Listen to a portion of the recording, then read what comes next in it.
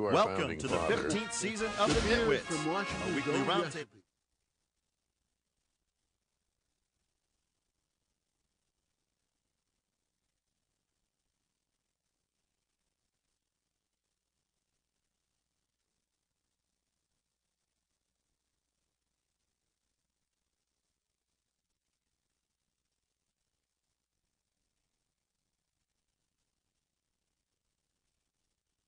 Welcome to the 15th season of the NitWits, a weekly roundtable discussion on the Penn State Nittany Lions.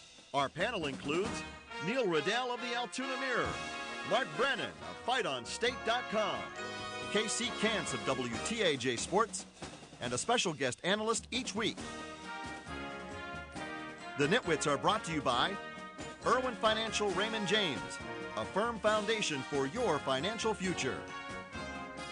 Coldwell Banker. No one will work harder to sell your home. By Doctors Howells and Reed, orthodontics for children and adults. By the bookstore in the Park Hills Plaza, featuring the area's most complete selection of books, DVDs, magazines, and collectibles. By Fiore True Value on 6th Avenue, Altoona. Just ask rental. By Pacifico's Bakery, genuine Italian bread and rolls for your tailgating needs. By the Altoona Professional Hearing Aid Center, your hearing aid healthcare professional. By Monarch Cleaners, for all your cleaning needs. Your rehab choice, Health South Altoona. Ask for us by name. By J&P Auto, home of the $1,000 push, pull, or tow. By Courtesy Motors of Altoona, where courtesy means a great deal. By the Allegro, where fine cuisine is a way of life. By McMullen Furniture, the friendly store with quality furniture at a reasonable price. By Scotch Valley Country Club, the area's premier golf destination. By EasyToUse.com, your Yellow Pages connection in print and online. By FightOnState.com, as close as you get to Penn State football without putting on a helmet. And by the Altoona Mirror, featuring Penn State game day every Friday. You can also see the NitWits on AltoonaMirror.com. Good day to you. Welcome to another edition of the NitWits. Casey Kantz, joined as always by Mark Brennan, Neil Riddell, and Mike Irwin. Back in the house tonight. Mike, welcome. Thank you. It's good to be back. What have you been up to? Oh, I've been watching the NitWits on a regular basis. I tape it and watch it about 10 times a week. I think that could be a commercial. Good job. Good job, Mike. You're off and running. That's perfect. This is a fun one to talk about. Penn State over Purdue on Saturday. They get back on track. Let's start with Mike this week. Haven't seen you in a while. And what impressed you the most about this team's resilience on Saturday? Well, anytime you leave all that emotion on the field with Ohio State, and you're looking back, I mean, I can't forget about the game as quickly as some of these kids did. I mean, I think, that holding on that punt return and then that was a turning point in the game. I think there's probably about 3 plays that happened this year that Penn State could be undefeated, but to come back, and I guess Bill O'Brien tells us to move on, so it was good, and I think the kids moved on and forgot about it and played an outstanding game there against Purdue. One thing O'Brien said afterwards that he learned in the NFL and from all the great coaches he's been around is you have to bury a loss, learn from it, and move. And they did. I was really impressed. They put a complete game together. I mean, there's clearly a big separation between some of the lower echelon teams in the Big Ten and maybe some of the better teams. But when Penn State's had a chance, when they've gotten up a couple touchdowns on the Iowas, Illinois, and Purdue's, they've really stepped on them. It sure seemed to me like they were having a lot of fun in this game. And it starts off with Craig Fitzgerald ripping off his shirt in pregame warm-ups and diving on the ground. But throughout the game, there were any number of things that let you know that this team isn't afraid to express its personality. Right. I mean, Charlie Fisher getting in a shouting match, Matt McGloin inadvertently hitting Stank with the football and Stank getting mad at him, O'Brien getting the team going. It just seemed to me like they were mad at some of those points, but I think they were out there having fun, and I think that was key to put everything behind and come back and bounce back and put together a really nice game against the team they should have beaten, and they destroyed them. Yeah, and this offense just continues. I mean, it's like beating a dead horse, it seems, on this show every week. But, my gosh, they're so much fun to watch. A season-high 506 total yards on Saturday. McGloin has another 300-yard day. Zach Zwinak, career-high 134 yards. Just fun to watch. But look how they've responded to a couple big injuries. Kyle Carter wasn't there. Yeah. I mean, he's one of the best tight ends already in the Big Ten.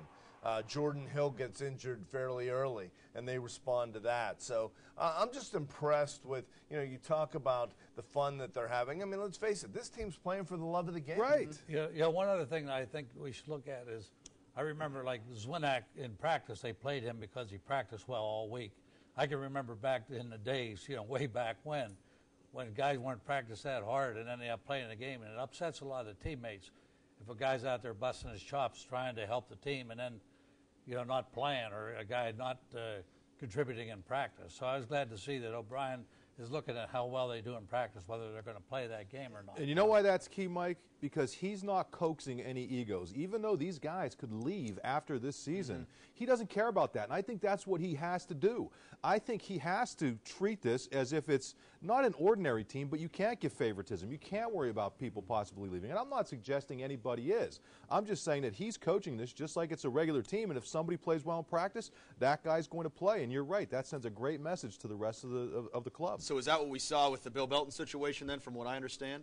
Yeah, It seems so. Yeah. And not only that he made the move going into Purdue, but the fact that you have this stretch run, it looks to me like it's more than just maybe a one-game temporary situation. I mean, Zwinak and Zordich are the guys that they chose to go with, and they're both running really hard and finishing runs. And O'Brien said as much. I mean, Bill O'Brien said that Zwinak was doing a better job in practice. And listen, why would we not believe him on that? And with that said, that does give a guy like Belton motivation to pick it up because he's a good back in his own right. So they're in a pretty good position offensively. They always say you play the way you practice. And, and if Belton's not practicing hard, and Zwinak is, he deserves to be in there. I think it keeps the camaraderie of the team together more. That I was going to say, just to Mark's point, I mean, that's going to probably at least we would hope, amp up Billy Belton's practice from now on. When you see Zwinak out there having the afternoon or the evening that he had on Saturday. It keeps people from getting lazy in practice, too, that they know they're going to be judged on how hard they're practicing, how well they're practicing for the game. So right, and Belton has been bothered by injury, the first half of the season, and maybe hasn't looked quite as good as Zwinak. And on the other side of all this is you have a guy like Matt McGloin who spent 2 years, in a battle with a guy who, now you look at it and say, was it coaching, whatever, but I think McGloin clearly was better than Rob Bolden. And they made a decision after spring practice to go with Matt McGloin. And listen, he's not perfect, but he is the best they have for this offense, and he's doing a terrific job with it overall. Not only the best that they have, and you can say that it's part of the system with some of the stats that they're building up, but we're watching one of the most productive quarterbacks in Penn State history, and the guy has only started one full year. Deserves a ton of credit. You just saw where he ranked in that graphic right there, his fifth career 300-yard passing game on Saturday against Purdue, as Penn State improves to 6-3 overall, 4-1 in Big Ten play. We got to step out for a bit. Coming back, we'll talk about the Penn State defense a bit. The NitWits are brought to you by Irwin Financial Raymond James, a firm foundation for your financial future. Coldwell Banker, no one will work harder to sell your home. By Doctors Howells and Reed, orthodontics for children and adults. By the bookstore in the Park Hills Plaza, featuring the area's most complete selection of books, DVDs, magazines, and collectibles. By Fiore True Value on 6th Avenue, Altoona. Just ask rental.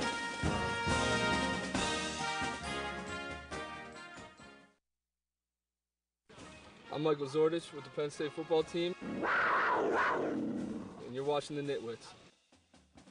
Nice game for Mr. Zordich on Saturday as Penn State takes down Purdue 34-9. Welcome back to the NitWits. Casey Kantz, Mark Brennan, Neil Riddell, and Mike Irwin back in the house. We saw Kyle Carter, obviously we talked about that in the first block, did not play on Saturday. Bigger news as the game progressed on Saturday. Jordan Hill goes down in the second quarter. Could be a huge blow to this Penn State team. What's the latest on him? No cartilage damage? Right, and then there was Bill O'Brien didn't say anything definitive, but Jordan Hill is hopeful he could play this week. He was limping afterwards. I would have to call him very questionable for at least this week. Yeah, for the sake of clarity, I mean, we record this on Sunday, so things may happen between now and when some of our viewers may see this. I'm just hoping for this kid's sake. I mean, he's been one of these guys who's been such a great leader. He could have easily gone out into the NFL, and he decided to stay. Or transferred. Or transferred, yeah. And I really hope he's just an easygoing, fun guy, plays his heart out, and I really hope for his sake that he's okay. But if he's not, listen, they had a couple guys step up, as you mentioned. James Terry played well. Boblitz came in and did a decent job. So you hope he's okay because you're going to need him in the stretch run. But if not, next guy has to step up. And I think you wrote about it with just the way the defense bounced back when you see one of your leaders go down on defense. You don't give up a touchdown until the final play of the game. They all talked about how they were dedicating that game to him. When he first went down, it looked a little more serious than it turned out to be. Yeah. Thankfully, I thought their defensive ends might have had their best game. I mean, Barnes leads the Big Ten in fumbles forced. He forced another one. Stanley's really coming into his own. Yeah, it looks like he's starting to feel healthy. I'm sorry. No, but I thought the biggest improvement is in the defensive secondary. I think last time I was on the show, I was commenting about it. I think they're doing a very good job.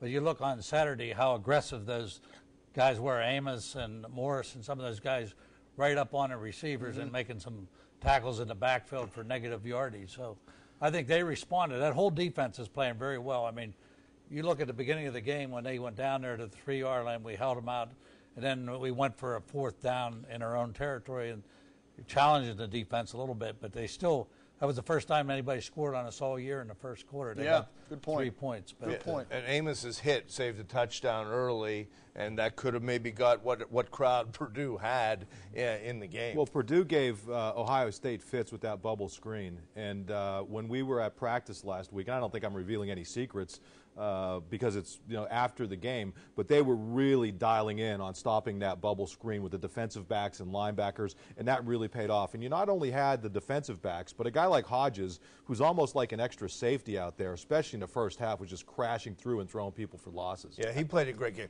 The one thing the defensive backs have to do, and there have been a half a dozen situations now, especially gearing into the heart of the schedule here, they got to catch the ball. Yeah. I mean, there've been too many instances in key situations where they've had a potential pick six or that they've just dropped the ball. And I think that if they continue to do that, it's going to harm. Neil, that's been the case for years and years, though. I mean, we've said it that the last defensive back to score a touchdown on a return of a fumble or interception was Tony Davis in the Outback Bowl back in 2007. So it's been a long time. They just have to start recruiting guys and maybe teaching these guys to catch the ball and do things. I guess there's a reason they're at defensive back right now because they can't catch it. But I think the point is they've been getting better every week, the defensive backs. And I can't even pronounce the one guy, Stephen. Whatever his name is.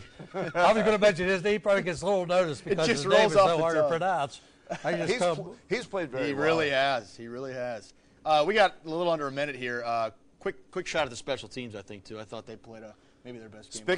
Speaking of Ficken, he's made five out of the last 6. Yep. And I thought that other than their kick coverage, Butterworth did a good job, and I thought overall it was a good day for the special teams. Definitely. So I don't think their punting has been all that great. I mean, no, it hasn't. But he's pinned them in. He was pinning But his Ohio average State was about 34 yards or something. I mean, they could use some improvement in the punting game, I think, and probably in the field goal kicking. Ficken is coming around. So I guess what Neil's probably getting at, I don't want to put words in your mouth, everything's relative with this kicking game. Yeah. So when you have Ficken making a 24-yarder and a 27-yarder, it's time to celebrate. We'll take it. He actually got them through there. And, hey, listen, you also feel good for him because he went back. He's an Indiana kid, went back to Indiana, had a couple of nice kicks, nothing spectacular. And I also think you give Bill O'Brien credit for not maybe asking him to do more than he's capable of doing. He had like 80 tickets.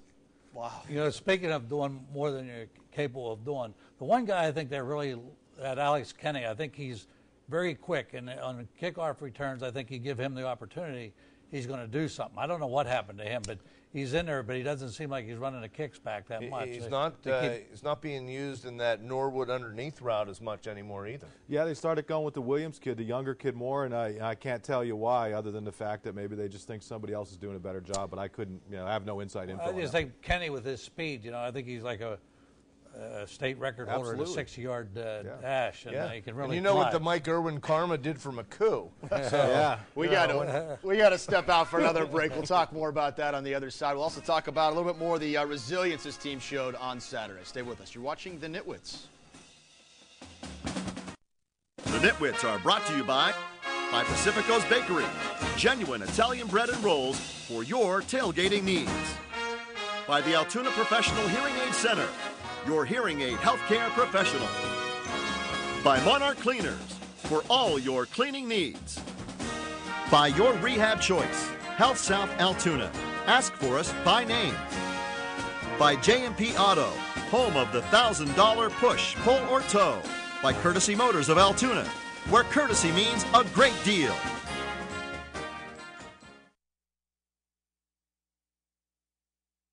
Now back to NitWits. A roundtable look at Nittany Lion football. The tail end. Stankiewicz was the one with the, could have been a late hit, and Fisher went down to his knees. Yeah, I don't think Coach was happy about that. I don't think he was either.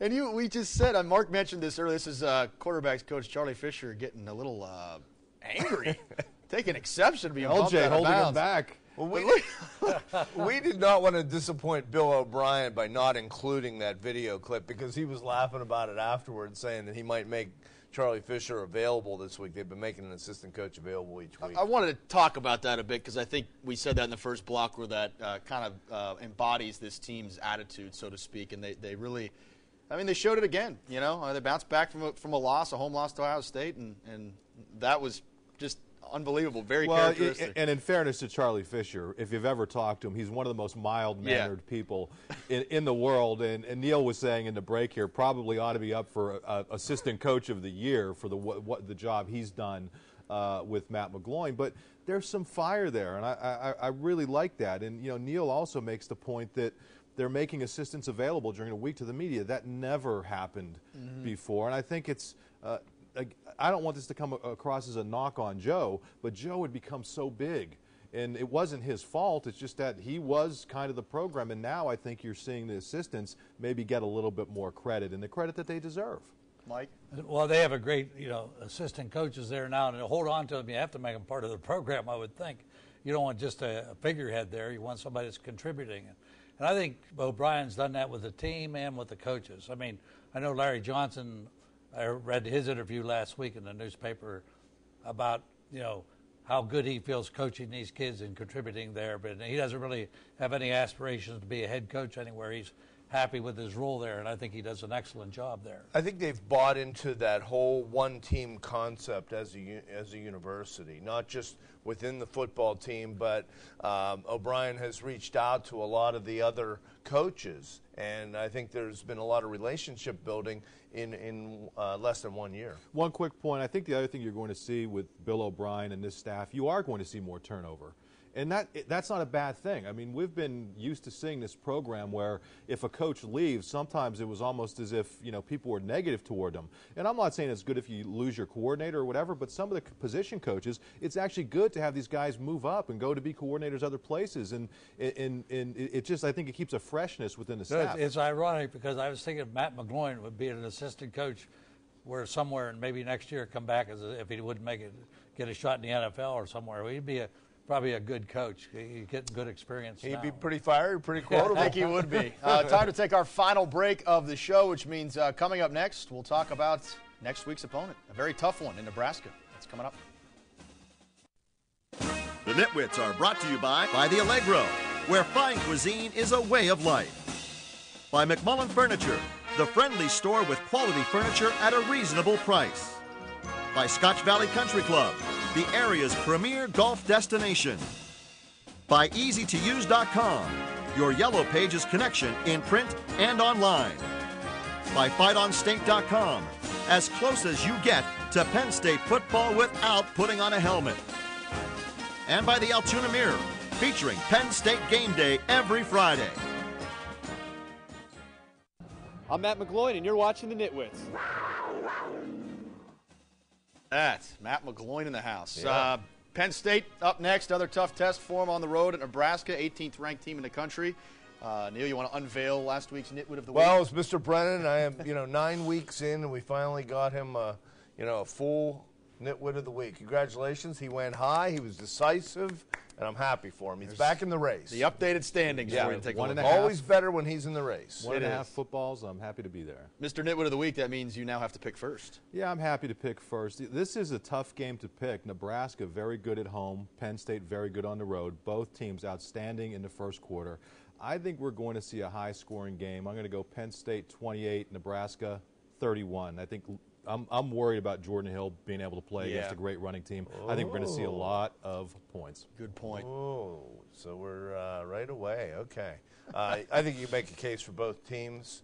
The fact that I'm going to make a case for Penn State. I'm picking Penn State 28-24.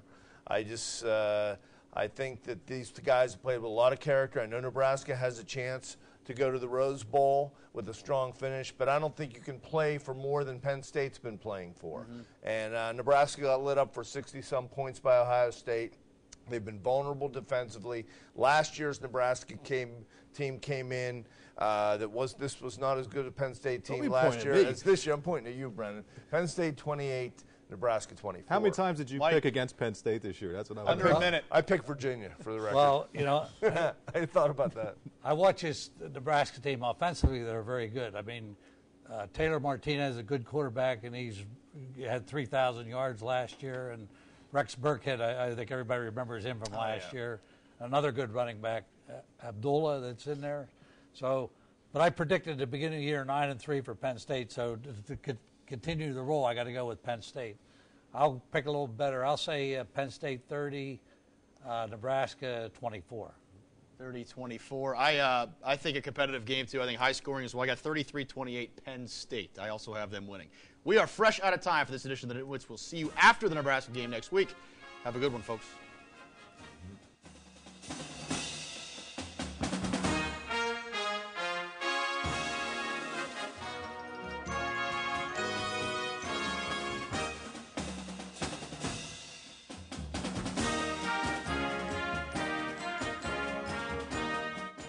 The Nitwits have been brought to you by Irwin Financial Raymond James, a firm foundation for your financial future. Coldwell Banker, no one will work harder to sell your home. By Doctors Howells and Reed, orthodontics for children and adults.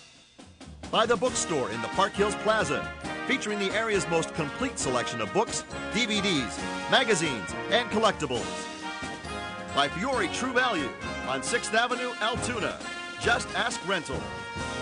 By Pacifico's Bakery, genuine Italian bread and rolls for your tailgating needs. By the Altoona Professional Hearing Aid Center, your hearing aid healthcare professional. By Monarch Cleaners, for all your cleaning needs.